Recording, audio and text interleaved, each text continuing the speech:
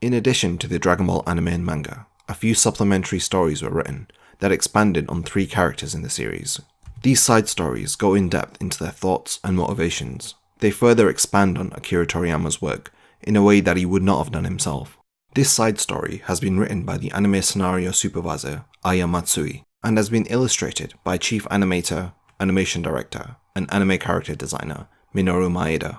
This side story is titled The Lonely Future Warrior, Trunks. I'm Trunks, and as early as I can remember, my father Vegeta was no longer in this world. When I imagine my father, whose face that I didn't even know, it would always be from behind. In order to make a new future for humanity, I went to the world of the past, and it was there that I met my father, Vegeta. The door to the room of spirit and time opened without a sound. My father, Vegeta, rose as if he'd been plucked up, and he started walking towards the door. I suppose he'd been waiting impatiently. He stared straight towards the door, not making eye contact with Piccolo, who was on his way out. I continued to stare at my father's back, as if in a trance. Then suddenly, I was driven by an impulse to run after him. I had a feeling that father would disappear into the endless space the moment that he entered into the room of spirit and time. Without a sound, the door closed behind us. When I look back at it, I think that it's always been like that. I was always chasing after my father's back.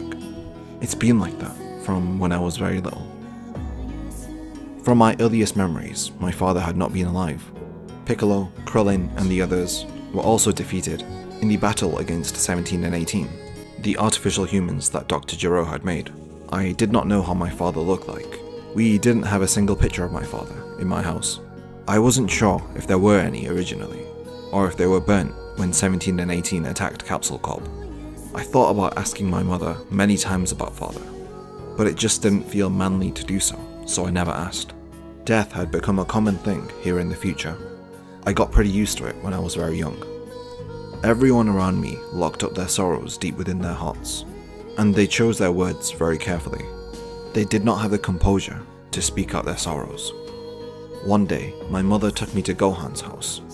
I saw how his room was decorated here and there with pictures of Gohan and his parents. I suddenly became very lonely. I couldn't take my eyes off of one of those pictures. It was a picture of Gohan on his father, son, Goku. Perhaps I was drawn to the aura of a full-blooded Saiyan, and the aura of a father. These 2 qualities that I was drawn to, my own father would surely have had them. But then I heard a loud noise that stopped my thoughts. It was Gohan. He had been adjusting the radio frequency. Television stations and radio stations had been destroyed by 17 and 18. A pirate broadcast called the Artificial Human Report was our sole source of information. "What is it, Trunks? You've been pretty quiet today." Realizing that I was looking at the pictures, Gohan spoke up. "This person is your father, isn't it?" Gohan replied, "Yeah, that's right." I looked at the photo, together with Gohan. With his gentle smile, that person didn't look like the incredibly strong person that my mother Bulma had said that he was. Is it true that he was strong? Stronger than even Gohan? At that time, I didn't believe that anyone existed who was stronger than Gohan. Gohan had faced the artificial humans on his own, and he continued to fight them. They say that he got that scar that ran from his forehead to his cheek in a battle against 17. I thought that that scar was a cool looking medal, which added to the deep respect that I had for Gohan. There was no other person who was capable of doing that to Gohan. Even if it was Gohan's father, or even my own father, who I heard was a prince of all Saiyans, but he had been defeated by 17 and 18. It was because of that photo of Goku and Gohan that I had become obsessed with wanting to know more about my father. I wanted to know what kind of a person he had been.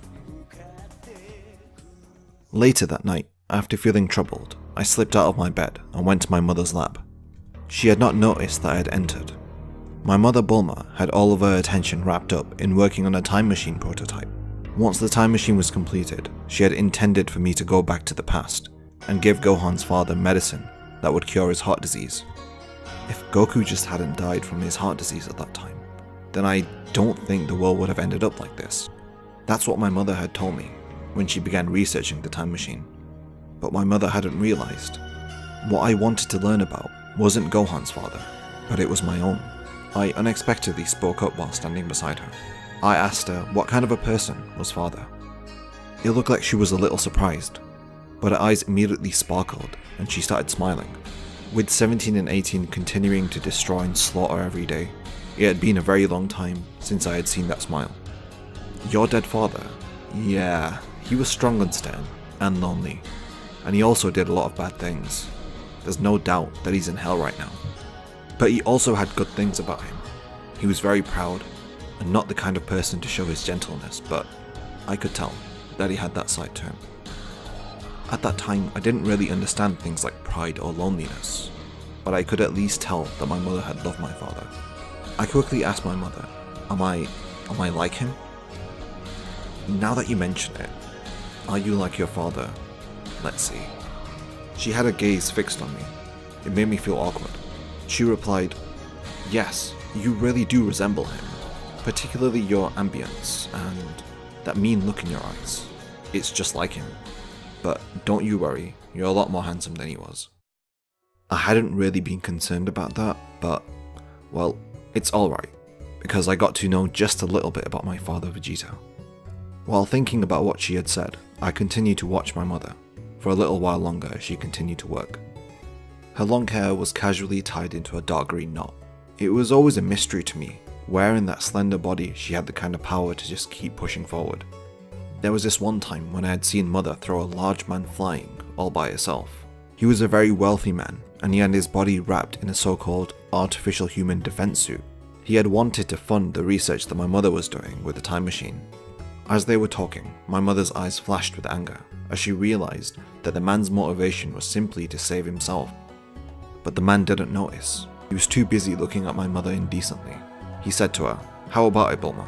Why not join up with me and use the time machine to go somewhere in the past or future where the artificial humans don't exist? If it's money you want, I've got tons of it. I wouldn't let you be destitute. And it was in that instant the man flew through the air and crashed through the window, landing outside. He certainly hit the ground before he had the time to even be surprised. I'm building this time machine for the future, for everyone, not just for trash like you. I'll tell you something else, since you're such a hopeless moron. What's needed in the world right now isn't money, it's this. My mother declared this as, she showed her slender but muscular arm. It might not be any use against the artificial humans, but it's plenty useful against petty scoundrels like you. I clapped my hands in joy at the sight of the man running away at full speed. I rubbed my nose and cried, serves you right. Undoubtedly, Vegeta must have been an amazing person to have stolen the heart of my strong-willed mother. The Prince of the Saiyans, at any rate, must have been a strong, but yet stern person. I yearned for, and at the same time was fearful, of the father who I'd never met. From that time onward, my father had become my goal, although he was only in my imagination.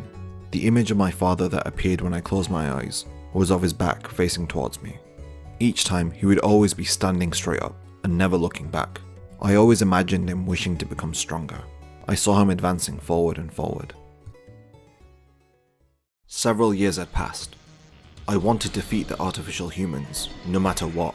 I trained with Gohan every day, even in the midst of training. As usual, my objective was my father Vegeta. He would float into my mind.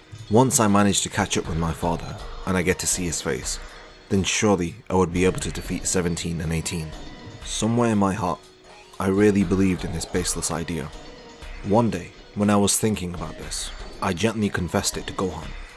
Just like I expected, Gohan didn't laugh at me. He earnestly listened to my story instead.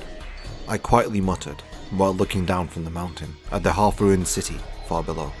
I told Gohan, instead of me catching up to him, it looks like father is rapidly leaving me behind. At this time, I was really frustrated with myself, for being unable to become a Super Saiyan, no matter how hard I tried. Gohan told me, don't worry, you have Vegeta's blood.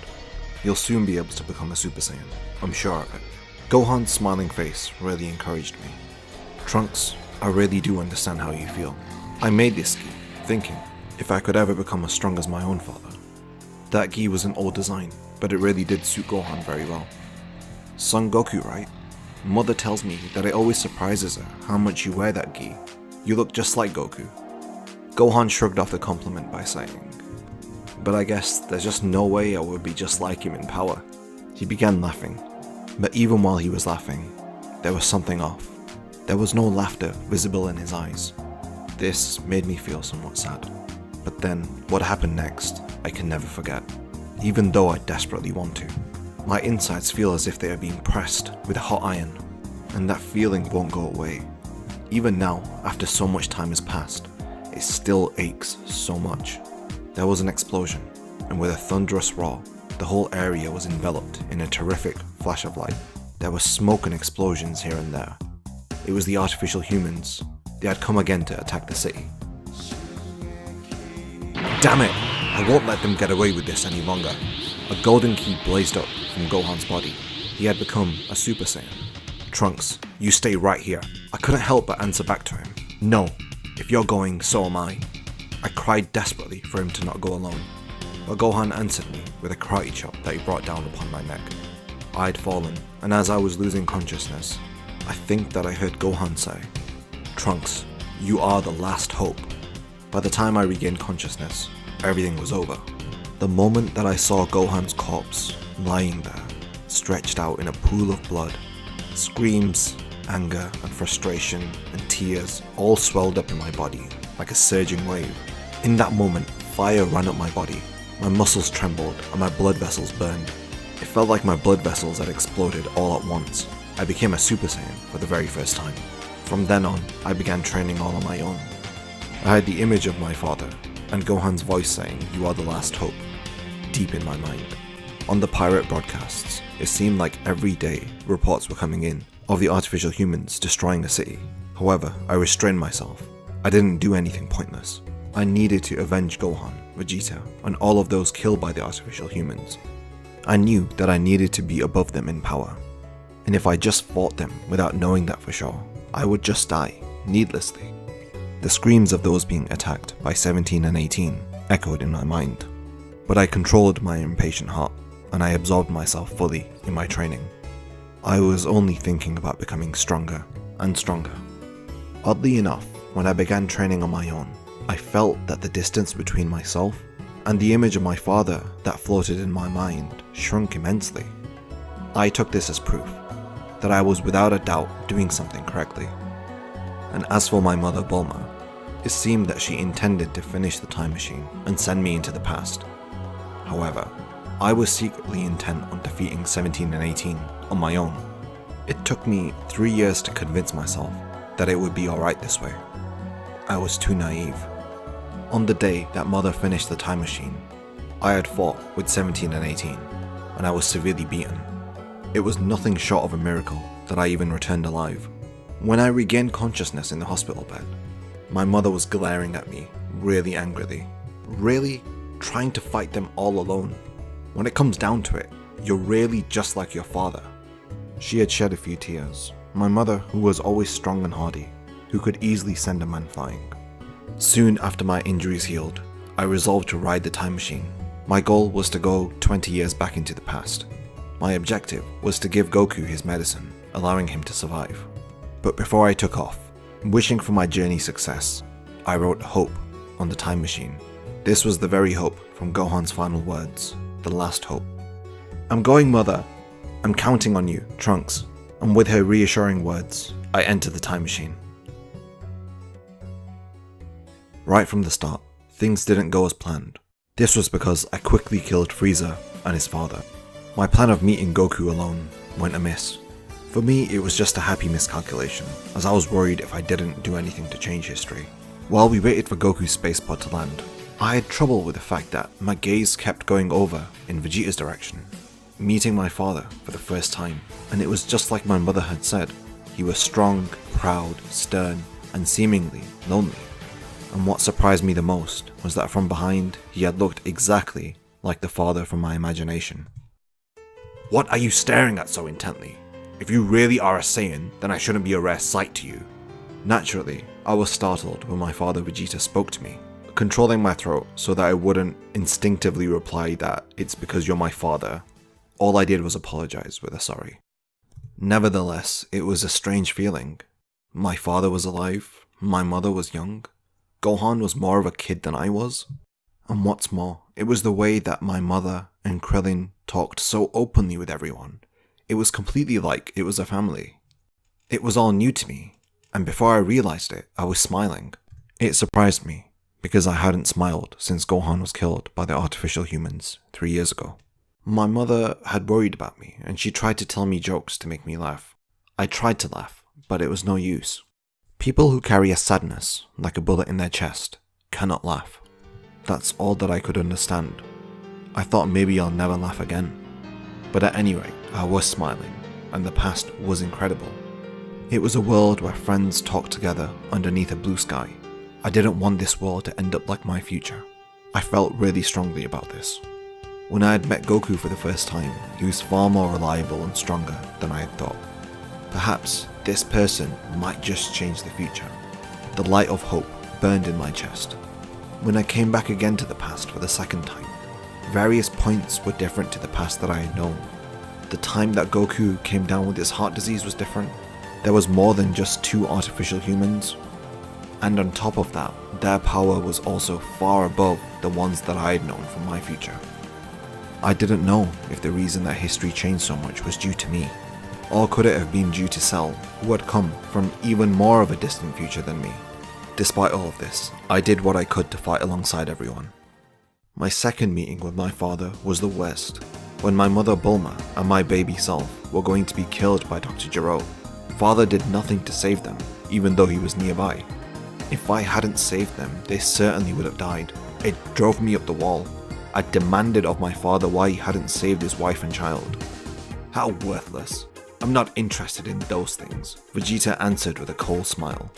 He then flew off towards Dr. Gero's lab. He went in order to fight the artificial humans. He had ignored everyone else's desire to destroy 17 and 18 before they were awakened. My father, who I'd yearned for since I was very young, who had been my aspiration, the retreating figure of my father that I'd always chased after, it was smashed to smithereens. It was at that time that my mother's voice repeated in my head. But he also had good things about him. He was very proud, but not the kind of person to show his gentleness, but I could tell that he had a gentle side. It's a lie. He doesn't have any good in him. He's rotten to the core. I hated my father. He's an unpleasant person. However, I won't let my father be killed by the artificial humans a second time. 2 contradicting emotions whirled around in my head. I immediately went after father. How long do you intend on following me? Get lost. You're annoying me. Father said this to me as I flew behind him. I can't do that. You're underestimating the fearsomeness of 17 and 18. I was determined to not let father die.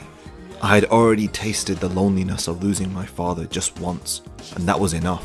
There was just no way I could tell my father who I was. Feeling impatient, I tried to change my father's mind, as if my life had depended on it. However, it was pointless. For a pure-blooded Saiyan, the stronger their opponent is, the more that they want to fight them. This was my father's answer. A pure-blooded Saiyan? My father actually said this then? That the stronger their opponent was, the more a pure-blooded Saiyan would want to fight them. Those were the words he threw at me. If that was the case, then father would have to know that I wasn't a pure-blooded Saiyan. It was actually then that I realized it. Father didn't save mother, because he knew that I was there, and that I was his son. To further surpass Super Saiyan. I was shocked by those words. To tell the truth, I had never thought of trying to do anything like that. For 3 days, I stood on a rock, looking at father's back. That view of his back was the very thing that I had pictured when I was very young. I wanted to catch up with that back, to catch up to him and face him from the front. I once again resolved to do that. Even now, I still haven't reached that goal. Even though I spent 1 whole year with him in the room of spirit and time, father completely ignored me. Despite this, I became conceited in thinking that I had surpassed my father in power. I believed that I could definitely defeat Perfect Form Cell, who not even my father had been able to beat. I used a transformation that relied on power. In doing so, I killed my speed. My father Vegeta had understood that, and he had not even dared to use that transformation. However, being the fool that I was, I used that transformation, and I was defeated by Cell. On top of that, Cell even pointed out my mistake to me. I had made an unbelievable fool out of myself. 20 hours have passed since my father Vegeta entered the room of spirit and time. Father will soon come out again.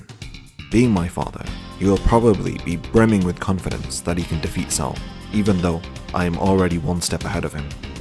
But someday, I will definitely catch up with Father. If Father's ultimate goal is Goku, then my ultimate goal is him. When I am able to look at Father's face head on and have him look back at me, then that will be the moment that my childhood wish has been fulfilled. Even if it has to be on the battleground between father and son. Without a sound, the door to the room of spirit and time slowly opens.